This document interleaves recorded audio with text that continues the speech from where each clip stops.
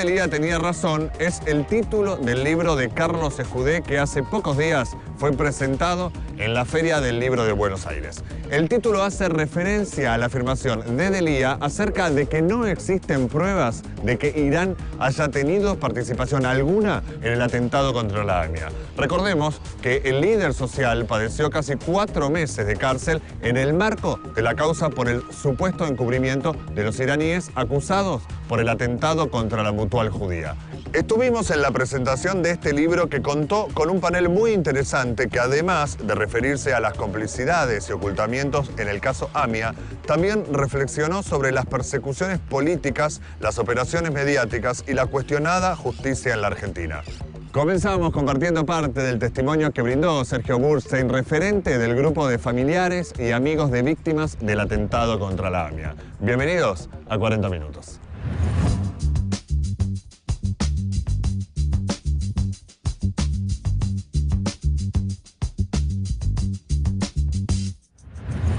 Nunca soñé, ni pensé, ni me imaginé de que iba a estar sentado con Carlos Ejudé y con Luis Delía. Y Luis un día dijo, creo que año 2006, Irán no tiene nada que ver, no hay pruebas. Y hoy estamos aquí, después de 12 años creo que han transcurrido de ese momento, reafirmando lo que Luis, como un loquito suelto, dijo y gritó a los 4 vientos y nos opusimos. Quizás uno de los que por lo menos más se opuso, igual que muchos otros, soy yo. Lo traté hasta de asesino a sueldo de los iraníes. Pero bueno, hoy estamos acá, estamos juntos. Creo que es la forma de crecer. Uno puede tener diferencias, seguramente que las tenemos en la visión de lo que puede ser Irán. Pero lo cierto es que lo que estamos debatiendo acá no es si Irán, en su política interna, la relación con la homosexualidad, lo que fuere, a ver si todo eso tiene que ver con el atentado a la AMIA. Les digo, no tiene absolutamente nada que ver. Por lo menos hasta ahora no hay una sola prueba que determine que Irán tuvo que ver en el atentado a la AMIA. Hay mucho informe de inteligencia, mucho verso, mucho Estiuso, mucho Mossad, mucho CIA, mucho FBI, pero cierto, prueba concreta, les puedo asegurar, conozco la causa. Luis Delía estuvo detenido por una causa de traición a la patria y por encubrimiento. También está procesado acá el señor Larroque. Pero fundamentalmente a mí había 2 personas que me dolían especialmente. Mi querido, mi gran amigo, por lo menos yo lo considero mi gran amigo, y un tipo que pensó en las víctimas y pagó y está pagando muy caro en su salud por haber soñado, por haber pensado de que se podía tratar de llegar a un acuerdo con Irán en aras de poder destrabar la causa AMIA, y es el famoso memorándum. Me refiero a Héctor Timerman, que cuando ocurría esto yo decía que el juez Bonadío, en estas 2 personas fundamentalmente, estaba ejerciendo la tortura y intento de homicidio, porque no había ninguna consideración por su estado de salud. Héctor Timerman no pudo salir del país porque tenía prisión domiciliaria. Sé perfectamente lo que sufrió y lo que seguirá sufriendo por haber sido acusado de traidor a la patria, pero fundamentalmente por haber sido señalado con sus pares, como judío, como traidor. Hasta en el templo que concurríamos, que era Betel, en donde el rabino es Dani Goldman, nos miraban entrar y a mí me miraban como un traidor. Yo quisiera escuchar en Betel que me digan ahora quiénes son los traidores, después de ver la actitud que ha tenido la AMI y la DAIA en el verdadero juicio de encubrimiento, en donde están sentados Menem, Anzorregui, Berasca, Mullen, Barbaquia, Galeano. ¿Qué tienen que decir cuando ahora se hizo público que no acusan, que entienden que no hubo delito en el pago, que no entienden que los que están sentados ahí no nos privaron de saber la verdad? Esa verdad que aún le debo a mis hijos. Y voy con lo que digo siempre. ¿Por qué todo esto? Porque uno busca la verdad verdadera, para que finalmente, basada en esa verdad verdadera, lleguemos a la justicia. No hay justicia que no esté fundada en la verdad verdadera. ¿Y para qué es esto? Para poder vivir en paz. Los muertos para poder descansar en paz. Y nosotros como sociedad también, porque vamos a poder decir, ese día aunque tengamos que luchar contra este gobierno encabezado por un contrabandista, de que vivimos en paz y que somos un país en serio. Hasta tanto, no lo vamos a poder decir. Y los muertos y nosotros no vamos a poder descansar en paz. Muchas gracias. Andrés Larroque también fue parte del panel en la presentación del libro de Carlos Escudé sobre la postura de D'Elia en relación al atentado contra la AMIA. Esto decía el dirigente político y diputado nacional. Bueno, uno podría decir que hay varios motivos para estar acá. En primer lugar, que se trata de un libro muy interesante, está dividido en dos partes, en 5 capítulos, y la primera tiene que ver con el eje y la conexión entre Argentina, Irán y Estados Unidos.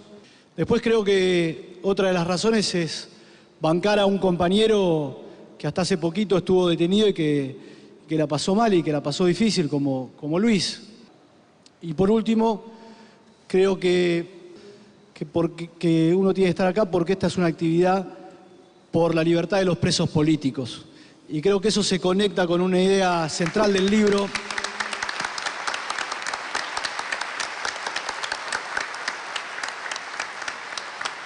que plantea la abolición del Estado de Derecho en la Argentina. Cuando uno mira la cantidad de detenciones arbitrarias, injustas, ilegales, podemos comenzar con Milagro Sala desde el 16 de enero del 2016, cuando uno observa que la principal dirigente de la oposición en la Argentina tiene pedido de detención. O sea, Cristina hoy técnicamente, si no contara con los fueros, estaría detenida. Y es muy grave para una democracia eso. Y si uno también señala que hay un diputado nacional que fue secuestrado, porque Julio De Vido fue secuestrado porque no se le notificó debidamente el desafuero, que además está muy flojo de papeles. Y creo que tenemos que observar quiénes ganan y quiénes pierden en esta Argentina de persecución y de presos políticos. Evidentemente, al presidente y a los amigos del presidente les va bien. Entonces me parece muy clara la utilización de todo lo que tiene que ver con las causas judiciales en general en la Argentina y particularmente con la denuncia del fiscal Nisman. La denuncia de Nisman, que tuvo mucha injerencia en el plano local, en dos momentos centrales del desarrollo de la política argentina, en las elecciones de 2015 y las elecciones de 2017, también fue utilizada, como lo expresa el libro, en el marco del mapa geopolítico del tablero geopolítico internacional. También fue utilizada, además, como decía Sergio, para encubrir a los encubridores. Decíamos que la presentación del libro de Carlos Escudé también sirvió para reflexionar sobre persecuciones, condenas mediáticas y sobre la cuestionada justicia argentina. A todo esto se refirió la doctora Alessandra Minichelli, haciendo foco en las verdaderas razones de la detención del ex ministro de Planificación, Julio De Vido. Creo que muchos de nosotros y todos nosotros estamos en libertad condicional en este momento en la Argentina, lamentablemente, porque cuando un magistrado en un Estado de Derecho privilegia una investigación judicial por sobre el principio de inocencia y la libertad de las personas, estamos todos bajo libertad condicional. Creo que ese es el punto que me llevó a empezar a hablar un poco sobre Julio, de empezar a salir en los medios, porque Julio tenía sobre sí una condena mediática que indudablemente era absolutamente necesaria. Unidos los medios monopólicos con el gobierno conservador de derecha que hoy gobierna el país, montaron esto que quiso ser la corrupción de la década perdida que ganaban ellos, la pesada herencia, y buscaron figuras emblemáticas. A 100 días de estar Julio detenido, ya lleva hoy 6 meses, él escribió, y los invito a leer porque tampoco quiero aburrirlos con el relato, 42 puntos que están publicados en su Twitter, que son los motivos por los cuales Julio Devido está detenido. Está detenido por llevar adelante el modelo social nacional que él, junto con Néstor Kirchner, junto con todo el programa de gobierno que gobernó el país desde el año 2003 en adelante, llevó a la práctica. En ese equipo estaba, y donde me inserto, o se inserta la situación de Julio en el libro del profesor Escudé, es en el capítulo 5, porque Luis Delía pasó de ser un piquetero que peleaba por tierras para habitantes, para los trabajadores en esta zona del país, a ser un funcionario del Poder Ejecutivo Nacional, nada menos que en el Ministerio de Planificación Federal, Inversión Pública y Servicios que conducía Julio Devido. El área de la Subsecretaría de Hábitat, que estaba a cargo de Luis Delía, tenía como misión justamente identificar terrenos que fueran aptos para la construcción de viviendas sociales. Luis Delía tenía razón, como dice Escudé, pero también tuvieron razón Julio Devido y Néstor Kirchner en apoyar a Luis Delía a partir del día siguiente de irse de la función pública, porque fue Luis Delía el que más difundió la obra de Néstor Kirchner y de Julio. La verdad que no me voy a poner a relatarles todas las causas que tiene Julio, porque son muchas lamentablemente. Lo que yo siempre digo es que han sometido a auditoría toda la gestión política de Julio en el Ministerio de Planificación. Y cuando me dicen por qué es un preso político, yo les digo básicamente por dos cuestiones. Primero, porque fue el único ministro que puso en vigencia la ley de medios.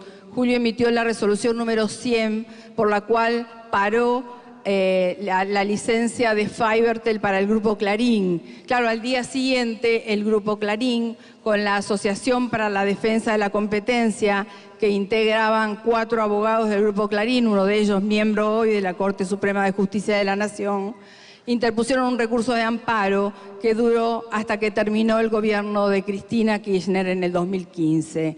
Entonces nunca pudo ponerse en ejecución la ley de medios. Y por otro lado, Julio Devido fue el que con Néstor Kirchner en el año 2004 recuperó el correo argentino. Cuando Julio se puso a caminar el país, y lo caminó también al lado de los movimientos sociales, hoy no se camina el país al lado de los movimientos sociales. Hoy se convoca a las organizaciones de la sociedad civil desde este gobierno conservador de derecha para transferirles funciones esenciales del Estado. Hoy el ONGismo, que es la enfermedad infantil de la derecha, como bien lo dice García Linera, porque es así, son las ONG las que están llevando adelante tarea social, tarea educativa, tarea de deporte, tarea de distracción, tarea de asistencialismo, según ellos. Yo creo que al capítulo del profesor Escudé, y con todo respeto a lo que él llama populismo sistémico, hay que agregarles los 42 puntos que son las obras de Julio Devido, que él dejó en su escritorio cuando se fue del Ministerio de Planificación, que involucraba acciones a corto, mediano y largo plazo, que de interrumpirse generaban perjuicio patrimonial al Estado y responsabilidad personal de los funcionarios públicos. Hoy, la usina térmica de Río Turbio, donde se echaron a 500 trabajadores, le faltaba un 12% de ejecución para empezar a generar energía para inyectar al interconectado nacional. Y este gobierno la abandonó, no solo porque no le resultaba negocio para él, sino porque desconocen el principio jurídico de continuidad del Estado. Y nadie los está haciendo responsables por eso. Yo lo único que quiero es que cuando finalice este gobierno se vuelva al plan estratégico territorial que Julio Devido dejó sobre su escritorio, con estas acciones, con un informe de gestión y de control absolutamente necesario para que se hayan aprobado como se aprobaron las ejecuciones presupuestarias, y alguien les reclame el perjuicio por no haber continuado ni con ARSAT, ni con Artucha, ni con los satélites, ni con ninguno de los 42 puntos que los invito a leer para que vean efectivamente por qué Julio Devido sí sabe por qué está preso. Agradecerles nada más y un saludo para todos. Gracias. Gracias, Alessandra Lali Minichelli. Si querés acceder a los mejores contenidos, entrevistas, informes y novedades sobre responsabilidad social, conectate a www.responsabilidadsocial.tv. Ya salió Fonres RS, revista mensual dedicada a la responsabilidad social empresaria. En este número, ludopatía, cuando jugar hace daño, una problemática pública, privada y personal. Con la editorial de la doctora Alessandra Minichelli, Morder el anzuelo, ¿qué son y para qué se usan los trolls? Y mitos y realidades sobre un tema muy actual, ecocidio. Además, como siempre, la mejor información sobre contenidos socialmente responsables. Fonres RS. Conseguila en nuestra página web www.fonres.com y recibila de manera gratuita todos los meses en tu mail. Una larga y exhaustiva investigación realizó Carlos Escudé en torno al atentado contra la AMIA y a una trama de mentiras, complicidades y encubrimientos. A esta investigación se refirió en la presentación de su libro Y Luis Delía tenía razón. 9 meses después de su nombramiento como subsecretario de Tierras para el Hábitat Social del gobierno de Néstor Kirchner, Luis había sido sacudido por una noticia. El fiscal Alberto Nisman había pedido una orden de captura contra el expresidente iraní Rafsanjani. Delía anunció casi inmediatamente que se ponía del lado de Irán. Se reunió con el encargado de negocios de ese país y le entregó una carta que decía textualmente, y lo cito entre comillas, el dictamen judicial que acusa a la República de Irán por el tema AMIA está profundamente contaminado por circunstancias mundiales ajenas a la búsqueda de la verdad. La pretensión de Estados Unidos e Israel no parece tener como prioridad esclarecer lo de la AMIA, sino que Argentina rompa relaciones con Irán para tratar de aislarla internacionalmente. Cierro las comillas.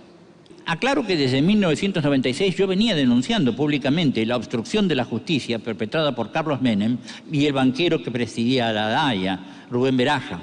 Pero solo estuve seguro de que no había pruebas contra Irán cuando profundicé en mi investigación en 2015 y publiqué mi conferencia titulada Y Luis Delía tenía razón. Bueno, como les venía diciendo, a pocos que se investigue la inexistencia de pruebas judicialmente válidas respecto de una presunta responsabilidad del Estado iraní en el atentado contra la AMIA, está clara más allá de toda duda. El embajador norteamericano James Cheek, que estaba en funciones en Buenos Aires cuando se produjo el atentado, lo dijo en público y en privado. Existe una importante cantidad de documentos norteamericanos de este tenor. De interés especial es el de agosto de 1994, de Cheek al secretario de Estado Warren Christopher, donde se revela la trama de posverdad que caracterizaba a la política norteamericana respecto de la investigación del atentado. El despacho dice con desparpajo que se está ganando la batalla de la opinión pública para convencer que Irán fue responsable, comillas, a pesar de que no hay evidencias duras. Lo importante no era descubrir la verdad, sino aislar políticamente a un enemigo de Estados Unidos e Israel, echándole la culpa de ese acto terrorista con el argumento de que está demostrado que cometieron diversos actos terroristas en el mundo. Toda investigación que llegara a conclusiones que alejaran de la pista iraní era descartada por los altos mandos de Washington, norteamericanos del establishment, entendidos en la materia, que no tienen pelos en la lengua, reconocen, tal como lo había hecho Cheek, que la investigación sobre el atentado a la AMIA fue distorsionada por los objetivos geopolíticos norteamericanos. Por cierto, en su edición del 15 de enero de 2008, el Wall Street Journal publicó un artículo titulado «Estados Unidos usa investigación para presionar a Irán». Como se sabe, no existe un periódico tan representativo de la derecha financiera de Estados Unidos como el Wall Street Journal. Así que esta cínica acusación debería alcanzar para comprender que, tal como dijo Luis de Lía en 2006, el dictamen judicial que acusa a la República de Irán por el tema AMIA está profundamente contaminado por circunstancias mundiales ajenas a la búsqueda de la verdad. Cierro las comillas. Es asombroso. Luis de Lía y el Wall Street Journal coincidieron en este dato elemental. Pero en diciembre de 2017, Luis de Lía fue encarcelado por sostener este punto de vista, acusado de encubrimiento y de traición a la patria. Es verdad que no soy de tu palo, como me dijiste alguna vez, pero como argentino y como ser humano te digo gracias, Luis.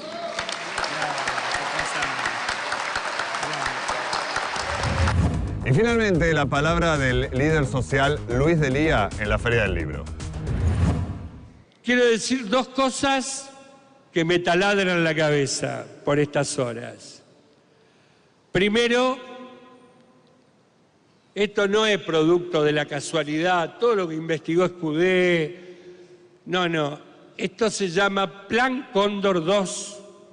El presidente de la COPAL, la Conferencia de Partidos Progresistas de América Latina, nos dijo que este es el Plan Atlanta, que se juntaron en el 2012 en la ciudad de Atlanta, en los Estados Unidos, y que este plan es el Plan Cóndor II y que tiene dos grandes brazos.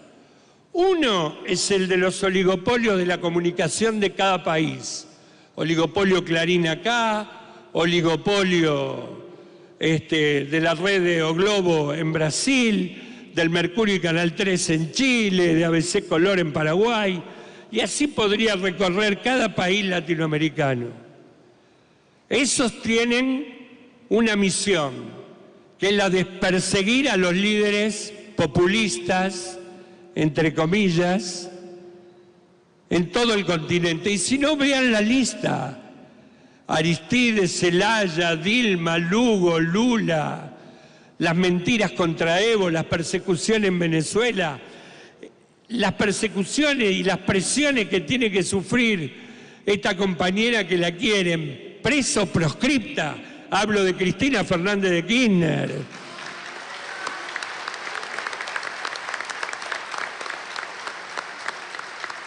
Estos oligopolios tienen la clara misión de condenar a nuestros compañeros periodísticamente, como lo hicieron con Julio, conmigo y con tantos.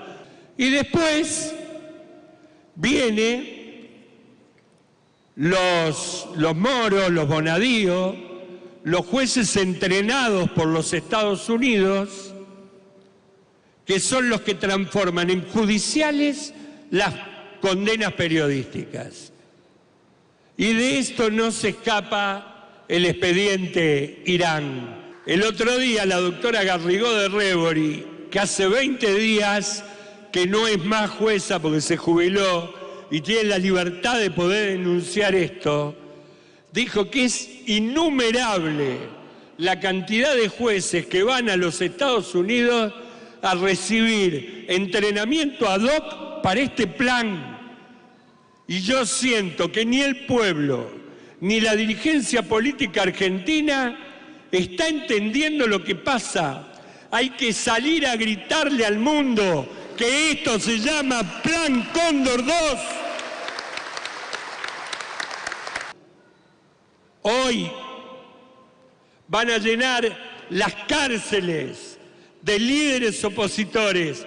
No es el planeta que queremos. Tengo la íntima intuición de que estos tipos no van solo por la democracia.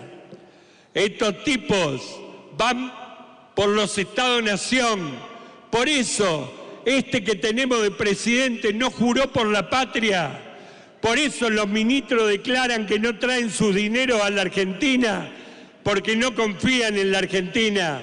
Son parte de una élite mundial, que cree en el gobierno planetario de las corporaciones. pero creo que hay que hacer muchas acciones denunciando el Plan Cóndor 2, 28 compañeros presos, el principal partido político de la oposición intervenido. Es un escándalo para la democracia y para la República. Quiero dejarlos, como hago en todas las tribunas, con esa oración patriótica que me surge de las tripas y que de alguna manera pinta la gravedad del tiempo que nos toca vivir. Ya los veis sobre México y Quito arrojarse con saña tenaz, y cual lloran bañados en sangre Potosí, Cochabamba y La Paz. Ya los veis sobre la triste Caracas, luto, muerte y sangre esparcir. Ya los veis como devoran hambrientos todo pueblo que logran rendir. Se levanta a la faz de la tierra una nueva y gloriosa nación, coronada a sus 100 de laureles y a sus plantas, queridos compañeros, rendido un león. ¡Viva la patria! ¡Viva la patria! ¡Viva la patria!